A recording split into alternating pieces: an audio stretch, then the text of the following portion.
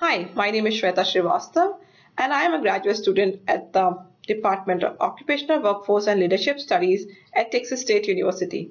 The topic of my graduate research was a case study on selection and implementation of learning management system at a nonprofit. The nonprofit I studied is based in southwestern part of United States of America. With my background in human resources, I have worked at organizations where they already had an LMS in place. So in fall of 2013, as an instructional design intern at this nonprofit, I came to know that they were planning to implement an LMS. I was intrigued by the idea of this selection process and requested the organization to let me observe the process. The guiding questions for my study were how the organization decides about which system to choose and how did they arrive at that decision. I pursued a phenomenological and explorative case study about the organization. The process of selection of LMS was almost a year long and the study was in-depth. Private organizations have a lot of financial resources at their disposal, and to stay competitive, they are generally technologically savvy. For a nonprofit, the financial resources are limited, so a huge investment in technological resource is not usual. So I wanted to study about why did the organization decide about procuring an LMS and how did they decide on which LMS to choose. Before the organization decided to choose an LMS, most of the training were delivered by instructional design team using Microsoft PowerPoint, Brainshark, which is a video recording software, and Articulate Storyline. Some hands-on training were delivered by supervisors and retail and commercial maintenance divisions. The biggest problem with all the trainings was there was no comprehensive way of maintaining or tracking these trainings. So the organization decided to look for an LMS, and the basic 5 questions they needed to answer first were to build or to buy. There are basically 2 types of options with an LMS, open source or free to build LMSs like Sakai and Moodle, or a custom-made LMS by outside service provider. It depends on the organization's need and human capital potential regarding whether to create a custom-made LMS from ground up by the IT team or to get a tailored one from an outside service provider. Second question to think about is whether to get an installed system or a SaaS or a cloud-based system. So if you opt for an installed system, then you have to buy servers so that the data can be stored at your organization. Whereas in a SaaS or software as service, the data is stored in cloud. The third question to ponder was course creating or not, whether to create your own content and courses or get readily available training modules. It is obviously that if we choose the available training modules, it's going to be more expensive as compared to creating our own content. The fourth question was integrated or not, whether the LMS is to be integrated with other internal systems like human information system and financial information system. Fifth question was SCORM compliant or not. The Advanced Distance Learning Group sponsored by United States Department of Defense has created a set of specifications called Shareable Content Object Reference Model or SCORM to encourage the standardization of learning management systems. After looking at the different options, the organization decided to look for already customized SaaS-based using the organization's content integrated with other human resource and finance information systems and a SCORM compliant LMS. So to get a best suited LMS for the organization, a task force was created.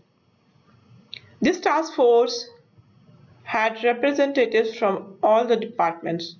The instructional design team did background research work and also asked for recommendations about a good LMS from other organizations.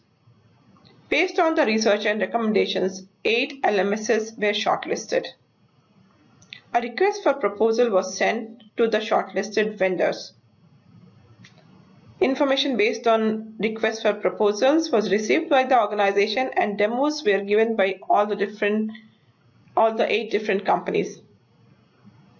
The instructional design team collected feedback from all the members of the task force and consolidated the feedback, based on which one LMS was shortlisted.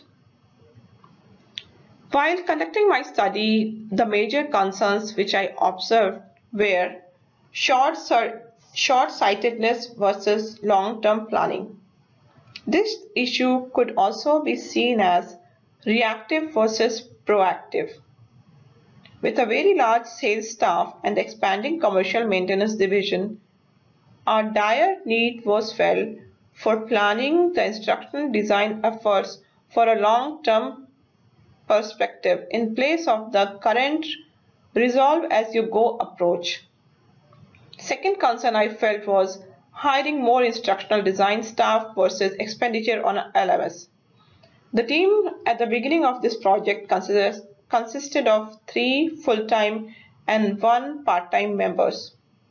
The team was already understaffed to meet the daily training needs of the organization. The new hire orientations and employee trainings across the 57 stores was a big challenge.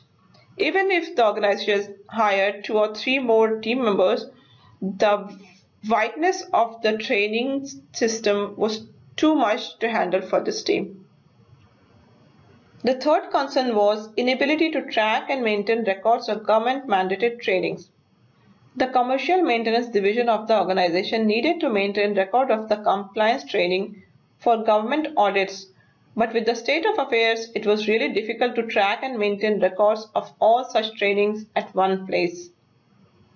The fourth concern was inability to track and maintain records of training for other purposes like orientation, staff development, promotions, etc. In the absence of a comprehensive system, it was difficult to maintain and track different kinds of training. For both these types of organizations, private and higher educational institutes, investing in this technology is a given as it is considered crucial for their operation. But for a non-profit, it is not a given. Private organizations have financial resources to create or buy a commercially available LMS, and institutes of higher education generally need LMS for their online courses. Conclusion. The LMS called Sum Total Maestro was selected based on the demo given by company's representatives. Although a non-disclosure agreement has been agreed upon, I predict the following as the main advantages of the LMS as compared to the other ones. This LMS Sum Total Maestro is COM compliant e-learning and mobile learning provider. It is SaaS based, that means that the data would be stored in cloud and the company does not need to invest in expensive servers for the organization. This LMS has the ability to work with non-sum total technologies like HRIS, which is called Kronos, and other programs the instruction design team is using like Brainshark, Microsoft PowerPoint, Articulate, etc. This means that the team can easily use the content that they have already created and load it up on this LMS. This LMS provides scalability to accommodate more number of users in future, which is anyways the plan of the organization. If this LMS is successful at the managerial level, the company intends to use this LMS for all the employees. Ability to provide the services in budget of the organization. Ability to provide training, certification, automation, and reporting capabilities, which again is another need that the organization direly required. Easy collaborative tools for knowledge transfer, which would ensure that knowledge is easily transferred from supervisor to manager and between different departments. I hope my research makes the idea of a non-profit getting an LMS more attainable and demystified. For more information, please contact me at shweta@txstate.edu. Thank you.